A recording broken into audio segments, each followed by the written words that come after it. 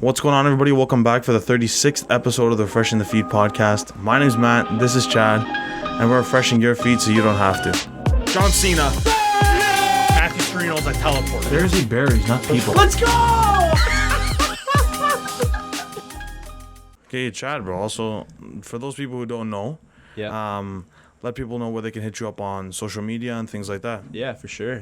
So my name is Chad. I go by the artist name Chupapi, which is kind of funny because there's that Chupapi Muñeño meme that was going around. But I started a little early. It dates back to probably 8 years now I've had that name. But that's awesome. You can check me out on Spotify, Apple Music, Google Play, virtually everywhere. TikTok. All streaming platforms. All streaming platforms. Dope. Yeah, I just wanted to, obviously, people probably ask you a ton, that's where it came from, the name? It came from the meme, right? No, so it actually it started out I made the name in grade 6 for, no way. Yeah, it's a pretty joke story, but I basically had this drama class with my buddies, and we had to create our own show for the drama class, the project. So we had to make all these fake names and these fake characters, and mine was Chupapi out of that no reason why, just thought it was funny, so I made the name. And just about a year ago the meme came out, so I started getting hit up by a couple of artists that were looking for the meme and stuff like that. And, they were I stumbled across you when I was looking at the meme, and it actually worked to my benefit. I got some cool features from that. Oh, that's sick. I had this Spanish song coming out hopefully soon. Hopefully soon. Oh, that's dope. This guy in Mexico, Marcus Menchaca, he's a Holy really shit. big artist there.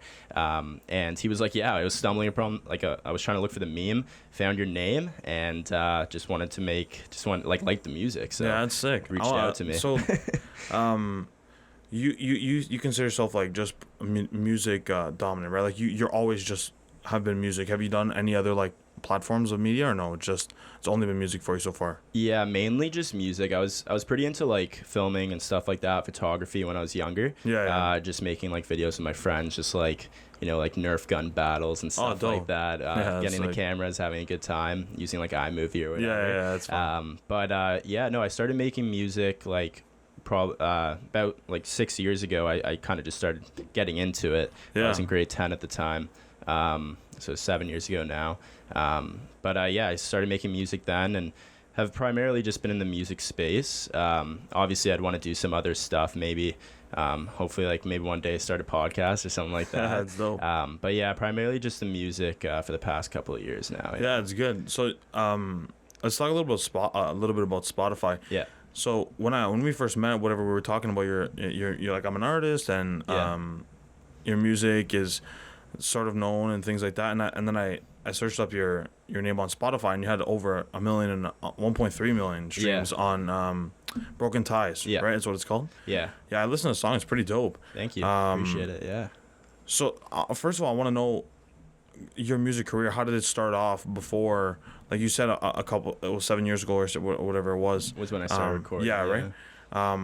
When it started, did you have a producer, or were you all on your own with software and things like that, and you started just by yourself? Yeah, so I had a couple of friends who were also into music. My one buddy, shout out Aaron Dean. He's pretty good. Oh, yeah. He's unreal. He's a prodigy. But the guy, we would go back and forth. We would make some beats together and stuff like that, and he'd help me out with instrumentals in grade 10, and he helped me produce my first project. But since a young age, my dad sang, my sister sang, so I was always kind of raised around a musical family. Oh, that's dope. I played piano from a young age. At 10 I was playing piano. I was playing all the Royal Conservatory level, so it's all the classical music. But it didn't really speak to me too much. I kind of wanted to get into the R&B, the rap, stuff like that. Wasn't a huge classical fan. It's cool and I appreciate it. I respect it, but I wanted to make my own music. So I kind of just used the skills I learned from piano. Started producing a little bit here and there. And then in grade 10, I sat down with Aaron, and we created this whole project that was called Shockproof. And it was just rap, just straight rap. Oh, really? I honestly didn't even really care about the beats. I was just trying to write cool lyrics. And yeah, it honestly didn't it didn't hit as well as I wanted to. Obviously, the first one is not going to do that great. So from there, I started like branching out into, and I always sang a little bit. So I was like, okay, like maybe I'll start singing the hooks and things like that. You know, trying to bring in some singing stuff into it. In grade 11, I released a song called Dark Angels, where I was singing in it. And it was like the first song I was singing the hook on it. And I got like really good feedback, and it was pretty hilarious because like my first album honestly did like no one backed it in my school at all. And people were just like, yeah, man, you gotta make catchy hooks. And I was like, okay, like I'll try and make a catchy hook. Like I like to sing. So I made that song. And then from there I just got into like the R&B space, and I really like just like vibey music that I could make, you know, like some singing stuff. And that was where do you think sort of like your background in music, like you're saying, like your dad and your background in like music theory really helped you in a sense to obviously produce and things like that? Or do you think that background isn't really necessary to sort of jump into, for those who are thinking of getting into music, thinking of becoming an artist? Do you think that music theory background is necessary, or just something that like really helped you? Yeah, I honestly don't think it's necessary at all. It kind of like carved the path for me a little bit. And, you know, like my dad I'd hear him like singing, you know, in his office. He was singing, he was playing the guitar. And my brother was really into music as well. Like it kind of just like maybe carved the path for me in a sense, and made me like be like, okay, like this is something that I want to do. And it kind of reminded me every time I'd hear like music in the house, be like, okay, yeah, like I enjoy doing this. But I don't think you necessarily need it. I think if you want to do it, you'll like find the passion, you'll go out and do it for sure.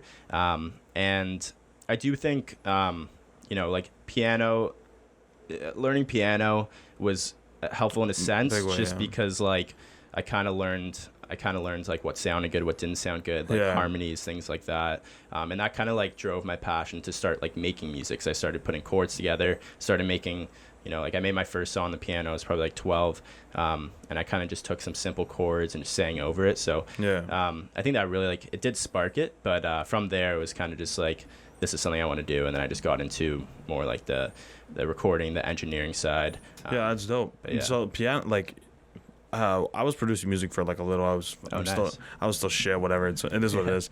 But like the piano is basically like where everything like stems from. Like there's so much going on with it, right? So that I can see how that created such a pathway for you. Yeah. But you talk about how you really wanted to go into rap and hip hop, R&B, things like that. Yeah. And then, but your singing side is what really like showed up and got a lot of feedback and things like that, right? So what do you think like the most difficult part of that is, sort of wanting to be a part of one genre, but like not saying you're worse at the other one, but you know, like people giving you much better feedback on something that you maybe don't want as much. Yeah. You know what I mean? No, yeah, for sure. And like, I mean, honestly, when I go and make songs, it's normally, I'm not like, okay, I'm going to put something out because this is going to do well.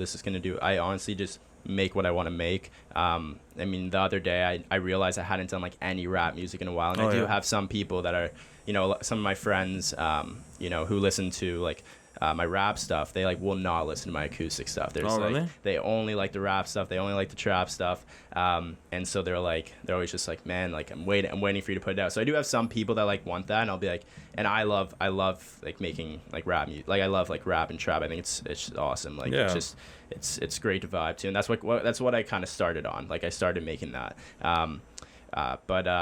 Yeah, I mean it's kind of difficult to choose a genre. You know, I've had some people say, like some people I was working with, they were like, okay, like you need to stick with one thing's doing better than the other. But I don't know, I just love making everything, to be honest. And maybe eventually I'll choose, like when I release like, you know, like release an official album. I've released a couple, but I've had different genres throughout the song. So you know, I might do one, and if I did do one, it would probably be like more like acoustic based music, a lot of singing, maybe like some R&B stuff on there.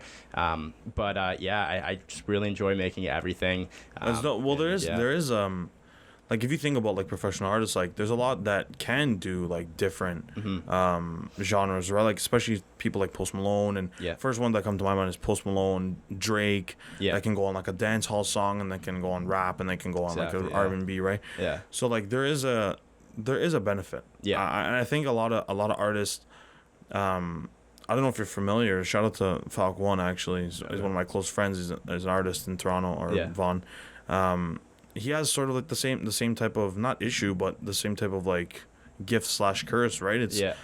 He's really good at singing and wants to rap, or is really good at rapping, wants to sing, you know what I mean? Like, it's always not always perfectly balanced. But I do think that, like, eventually as you develop, it sort of picks its own route, I guess. Yeah, and I think, like, once you've already made it, it's really easy to, like, kind of be like, okay, I'm doing it. Like, I know, like X, for example, started off with just like, you know, it was really intense, scream rap, you know, and then eventually he was just making like slow love songs on some of the albums, and like EDM stuff, like full on electronic music. And I think when you get to that point where you're like, where your fans kind of just like you, they don't just like the genre. They don't care what kind of genre. Yeah, they don't care what you're doing. They just want to hear you. Then at that point, it's easier to branch out. But on that note, like, you know, with like Instagram, things like that, if you're not huge yet, you have to have a brand. And like, normally when you have a brand, it's like one type of music that's shown on that page. So it's like, you know, it's, exactly. A lot of R&B artists will have a certain vibe on their page. You know, rappers, different vibe on the page. Singers, different vibe. So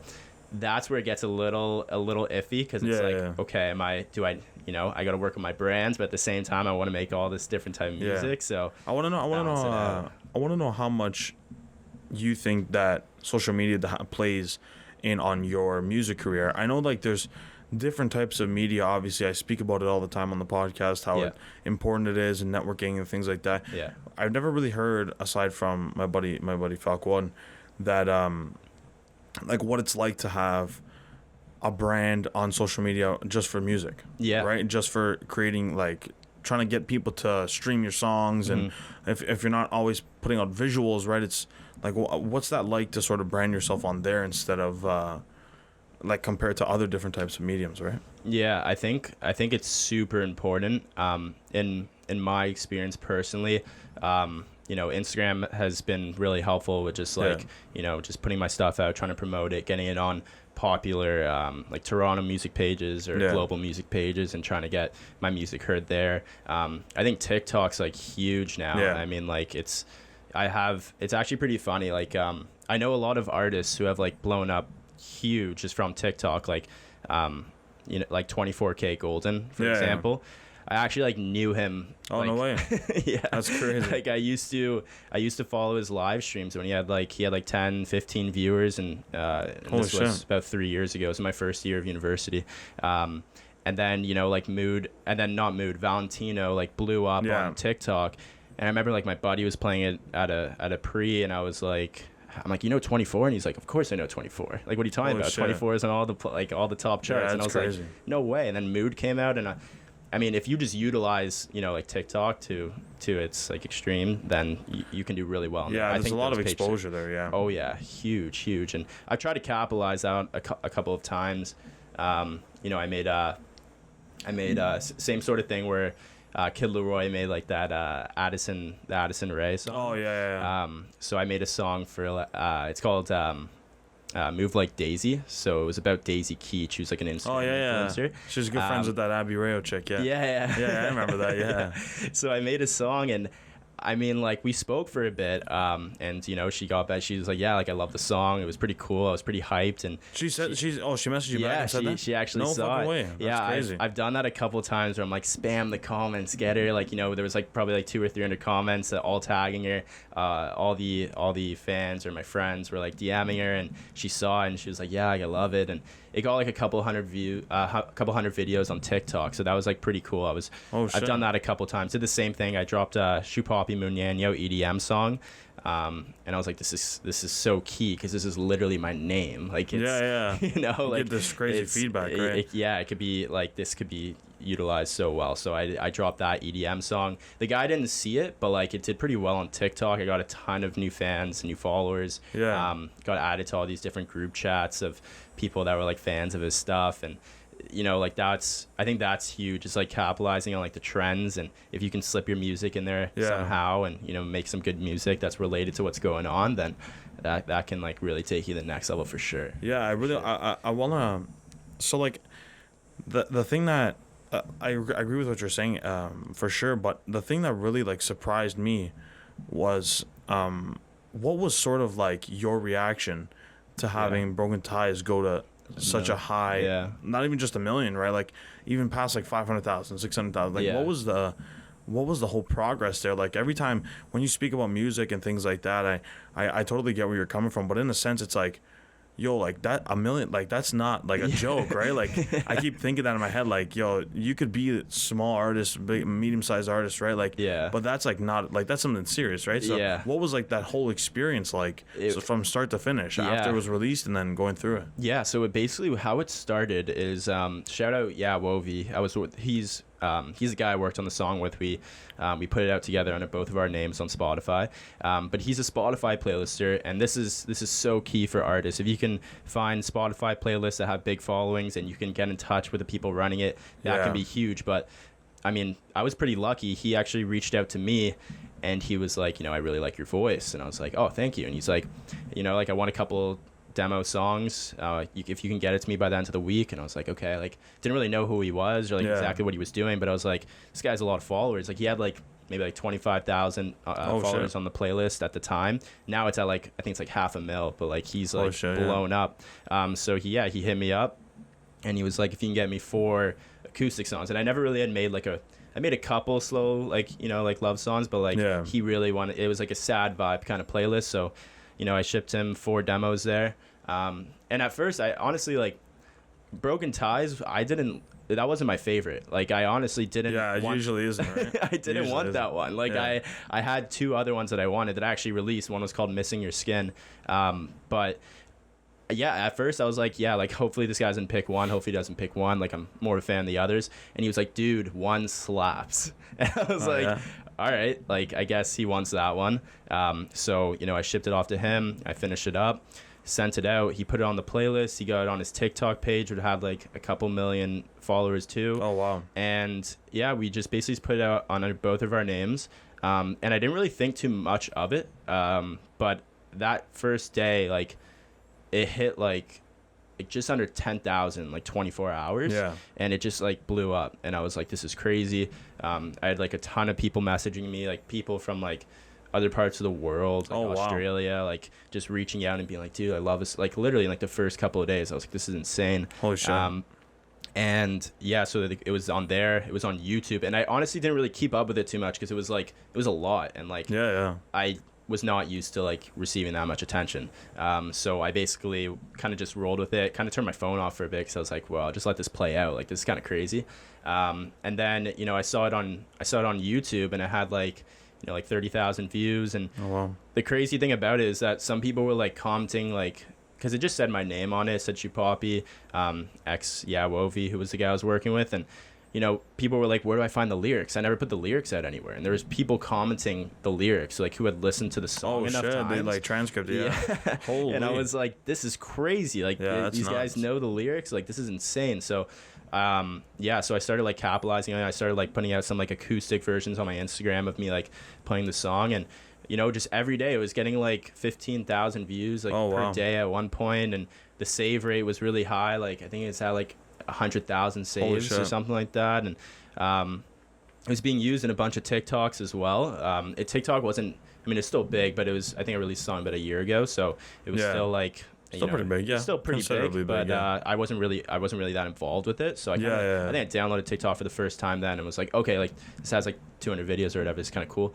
And then it was like really insane. Like, and then when I hit a milli, it was exciting and a lot of people were sharing it and reaching out to me and like, it was a huge milestone. Yeah, that's massive. For me. And it was awesome. Did they send any like Spotify specifically any like achievements or anything? I know we talked about it. I was wondering if you're familiar with like the certification of like a track like that, right? If how many streams it takes for it to go gold or platinum or things like that. I think it was like 2 million streams for a song to go platinum or things like that. I'm not too familiar of how it works over like the different platforms. Are you familiar with that? Or? So I know I've gotten a couple of notifications where it's like this has achieved something, but like honestly I don't even know like if it did achieve like a certain plaque or anything like that. What I did know was that like because Spotify for Artists, like they give you the wrapped version, how you did for that year. And they basically send you like this whole thing that tells you how many countries you're in, how many people were your top artists. And some of the stats were like crazy, because I remember like the year before I had like 35 people. I was 35 people's top artist for that year. Yeah. And then I saw the picture you put. It was on your Instagram, right? Yeah, It was like like audience increased by like 999%. Yeah, it was ridiculous. I had like, I think it was like 1,800 people. I was like their top artist, which was like crazy. Oh my God. Like yeah, I was like I can't believe people were listening. Like that many people were listening to me. I've never even probably know like less than that. So like it was like kind of crazy to think I was like their top artist. But yeah, I mean, I definitely like got some sort of like certifications and things coming in. Yeah, for sure. I didn't know exactly what it was. My one buddy runs like my whole like Spotify for artists for me. He puts out the songs, he masters it. If I like, normally I master it, but like if anything needs a little tweaking, he's like a guru with that shit. So like he'll help me out. But he probably knows all like the achievements. Yeah, for sure. Yeah. But yeah, it was crazy. It was a wild ride. That's a crazy experience. I wanted to get into quickly. I wanted to get into launch your song. Yeah. Obviously, I looked into it a little bit. I read through the page online and things like that. Just explain, even for those people who don't know, what it is and what it does. Yeah, for sure. So launch your song was an idea I've had for about 2 years now. Obviously, you can make money off of, features, and I was mixing and mastering for a bunch of artists, and Spotify streams and things like that. But I was kind of like, okay, like, I want to take this more into. I study business at Queen's University, and like I've been pretty into. I wanted to get into the business side of music a little, and I wanted to get involved with some e-commerce music stuff. So I created this program called Launch Your Song that essentially teaches people in 3 modules. The first module is basically all about writing lyrics, writing melodies, how I came up with like a couple of my melodies using real life examples, real songs. And then module 2 is all about how to mix and master your music on Logic. And then module 3 is how to promote and launch your song, which is huge because a lot of artists kind of, they'll put out the song, but I mean, there's a lot of platforms you can utilize. Yeah. Submit Hub, for one, certain Spotify playlisters, connecting with different blogs, things like that you can help promote your song, take it to the next level. Yeah. So it's really a program that teaches you from the ground up how to, if you know nothing about music, how to create music, how to do anything. The whole program just teaches you exactly what to do, how to go from nothing to creating a song and putting it out. So I'm super excited about it. About a year ago, I started actually writing out the script, went out to Niagara and St. Catharines, recorded the whole program. It's about an hour and a half of content. And now, it's www.launchyoursong.com. All the social medias are Launch Your Songs on Facebook, Twitter, Instagram, things like that. But I do have like some exciting advertisement stuff coming up with it. So I've recently done a giveaway.